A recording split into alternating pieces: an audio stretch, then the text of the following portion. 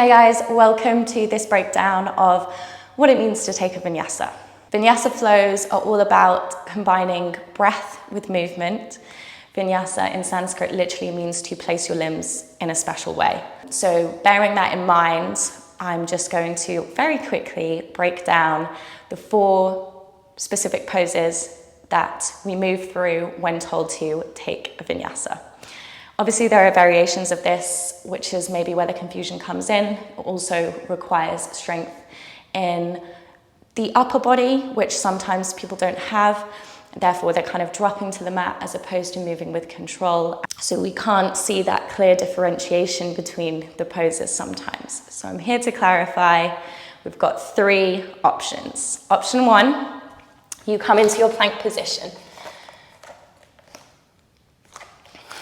So here we're stacking shoulders over wrists, and we're pushing out through the backs of the heels, hips are dropping. So it's a downward slope, we're not in line with the shoulders. Slight protraction of the shoulder blades, so you're pushing away from the mat. From here, we'll lower the knees. We'll then bring the chest to the mat, elbows to the back of the room, just grazing the rib cage, chin comes down. So you're coming into knees, chest, chin.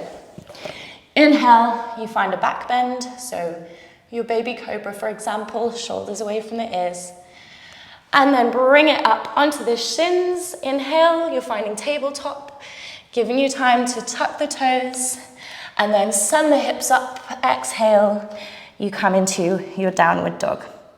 So the positioning there, plank, knees, chest, chin, baby cobra, downward dog. So couple more sort of transitions in between if you're working on building up strength. Option 2.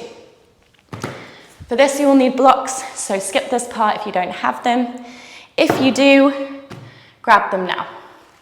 Great investment, by the way. If you don't have a pair of yoga blocks, I would suggest buying some.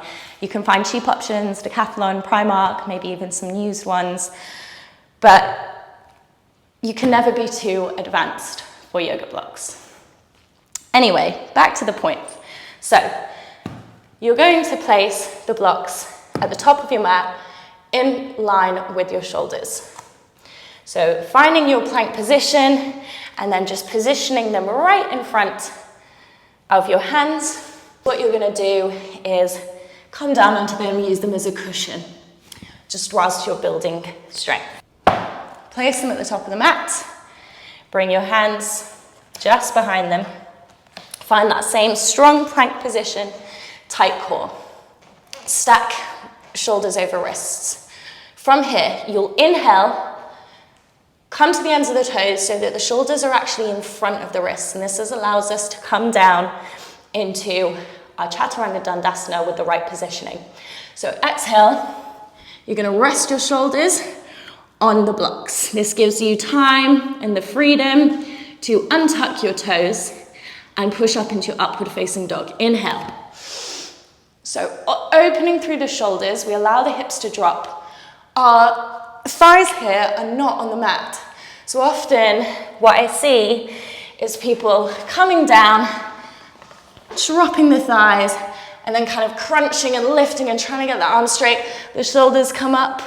There's all this tension, and it doesn't actually feel good. So try to think of bearing the weight on 4 parts of the body. So we're coming through, we find our plank, inhale, shift the weight. Exhale, shoulders to blocks. Untuck toes, pushing only into the hands and the feet, inhale up. Lift. Exhale, hips up, and we roll over the toes, and you'll take 1 foot at a time, especially when first starting out. Find that downward dog. And that's it. Once you feel like you've then built enough strength in the upper half of the body, get rid of those blocks, and it's the exact same 4 poses. Your plank, chaturanga, upward dog, downward dog, with 2 inhales, 2 exhales. So find that nice strong plank. This is your starting position. It's like protraction through the shoulder blades, push away. Inhale, shift the weight forward, shoulders in front of wrists. Exhale, keep the elbows tight and towards the body, graze the rib cage. Stop at the point where elbows are in line with the shoulders. All that's moving is the feet, untuck. Push into hands and feet, thighs off the mat. Exhale, hips up. Find that length through the spine, untuck the toes, downward dog. Please let me know if you have any additional questions. Love to receive them. I hope this gives you more confidence moving into your next vinyasa class or whilst you're moving through your own flow. And I will see you next time.